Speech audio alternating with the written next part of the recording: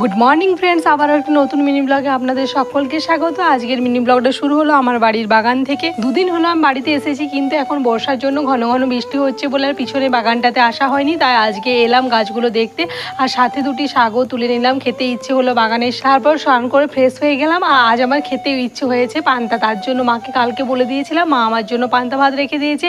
পান্তা ভাতের সাথে আলু মাখা দিয়ে, তার সাথে চানাচুর, পেঁয়াজ, লঙ্কা দিয়ে খেতে কার ভালো লাগে আমার মতো অবশ্যই কমেন্টে জানাবে। এদিকে ফিল্টারের ক্যান্ডেলগুলো মা আগের থেকে আনিয়ে রেখেছিল, সেটা সেট করার ছিল, সেটাই আমি করছিলাম। করতে গিয়ে দেখলাম একটা নতুন ক্যান্ডেল রিজেক্ট ছিল, সেটা দিয়ে আর করা গেল না, তাই আগের পুরোনোটা দিয়ে আমাকে সেট করতে হলো। এখন রান্নাতে মাকে একটু হেল্প করে দিলাম সবজি কেটে। আজকে রান্না হয়েছিল দুপুরে লাউয়ের ঘন্ট, আর হয়েছিল শাক ভাজা, মাছের ঝোল, তার সাথে হয়েছিল গাছের ডাঁটা আর কাঁঠালের আঁটি দিয়ে একটা সবজি হয়েছিল।